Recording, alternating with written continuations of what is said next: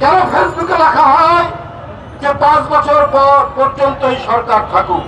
মিটফুটে যে ঘটনা হয়েছে সেই ঘটনা কি বিএনপি সেটাকে আশকারা দিয়েছে যে জামাত নেতা খুন করেছে আব্দুর রহিমকে, বিএনপি নেতা? সরকার গঠনের পর মনে হলো কোন একটি বিশেষ গোষ্ঠীর সরকার।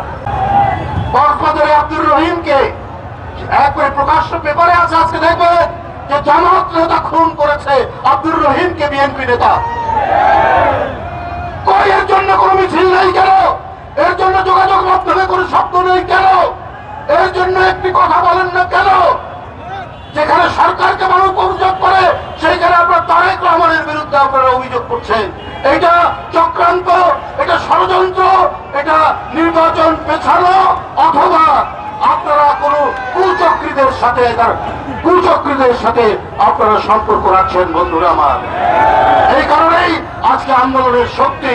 এই কারণে সবাই চায় যে পতিত স্বৈরাচার, সেই পতিত স্বৈরাচারের বিরুদ্ধে গণতান্ত্রিক শক্তির ঐক্য চায়। কিন্তু আপনারা অত্যন্ত পরিকল্পিত ভাবে সেটাকে বিভাজন করছে। একটা যুক্ত বিবৃতি আসলো, দেশের মানুষ স্বস্তির মধ্যে পড়লো। কিন্তু এই স্বস্তি আমার মনে হয় কেউ কেউ চাচ্ছেন না। তারপরেই সারা দেশে শুরু হলো সংঘাত, রক্তাক্ত পরিস্থিতি। কেন এটা তৈরি? কে এর জন্য দায়ী?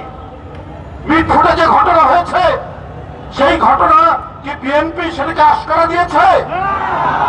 সাথে সাথে বিএনপি নিন্দা জানিয়েছে, বলেছে যারা এটার সাথে জড়িত তাদেরকে বহিষ্কার করা, আজীবন বহিষ্কার। তাই করেছে, সাথে সাথে যারা সাথে করেছে। চেয়ারম্যানের বিবৃতি, মহাসচিবের বিবৃতি সাথে নিন্দা জানিয়ে হয়েছে, বলেছে তাদেরকে দৃষ্টান্তমূলক শাস্তি দিতে হবে, তারা যেখানেই থাকুক, যে অবস্থায় থাকুক। বন্ধুরা আমার, এইটা ধারাবাহিক বলে যাওয়া হচ্ছে।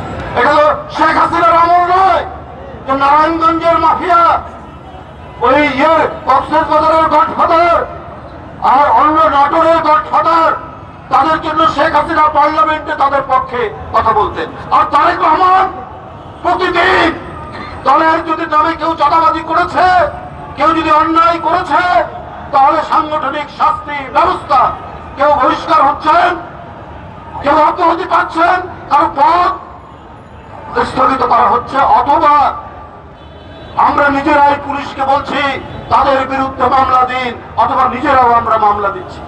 এই তো তারেক রহমান। আর তাকে কেন আজকে এই মিটফুটের ঘটনায় তার জন্য তার বিরুদ্ধে স্লোগান দিচ্ছেন কুরুচিপূর্ণ?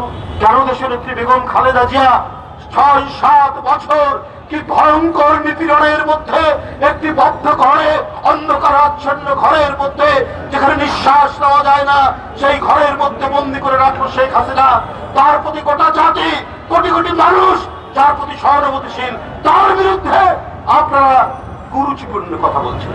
তারেক রহমান তাদের হাসিনার আন্দোলনের ফসল আপনার ছাদের উপর তুলে তাকে ফেলে দিল, তার কোমর ভেঙে গেল নিপীড়িত নির্যাতনের।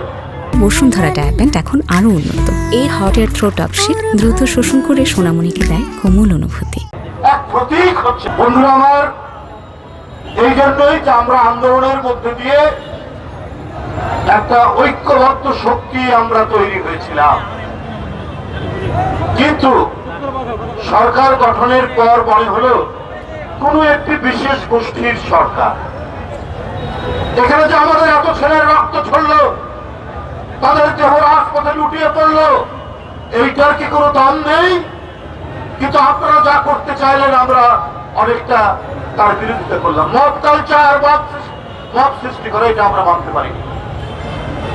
এটা আন্দোলনের শক্তির একটি সরকার, ডক্টর ইউনূসের সরকারের সময় কেন এই কালচারটি প্রতিষ্ঠিত হবে? যখন ওই 3 দিন কোথাও ডাকাতি, কোথাও চুরি, কোনো অরাজকতা হয়নি, তাহলে সরকার গঠনের পরে কেন মব কালচার তৈরি হবে? এরপরে আমরা দেখছি যে মাজারে মাজারে হামলা হচ্ছে। এরপরে দেখছি মহিলা টুর্নামেন্ট, ফুটবল টুর্নামেন্ট, সেখানে হুমকি দেওয়া হলো, ওটা বন্ধ করে দেওয়া হলো। আরে আমরা তো গণতন্ত্র হচ্ছে আধুনিক রাষ্ট্র ব্যবস্থা গঠনের পথে এটা একটা যাত্রা।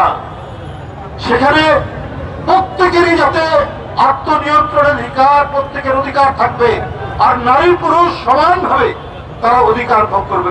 তাহলে এই মহিলা ফুটবল টুর্নামেন্ট বন্ধ করলো কারা? আপনারা সবাই জানেন।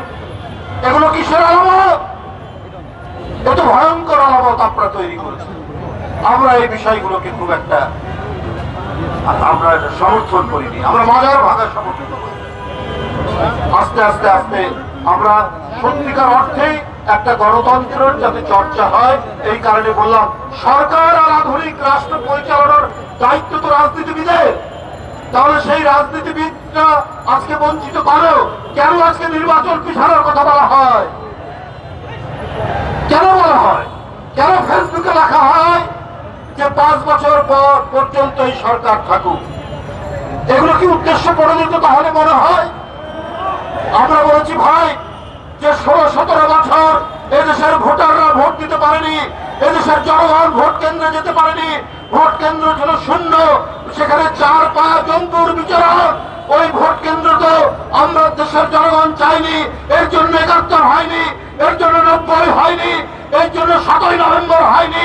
আমরা আবার ভোট কেন্দ্র জনগণ আর ভোটারের পদধ্বনিতে মুখরিত হবে, এইটা চাই। তার জন্যই এত আত্মত্যাগ, তার জন্যই এত কিছু। তাহলে ভোট কেন পিছাবে? এটা তো আজকে গোটা জাতির প্রশ্ন। তাহলে নিশ্চয়ই ভিতরে ভিতরে অত্যন্ত গভীরে অত্যন্ত ভিতরে নিশ্চয়ই তাহলে কোনো গভীর ষড়যন্ত্র চলছে।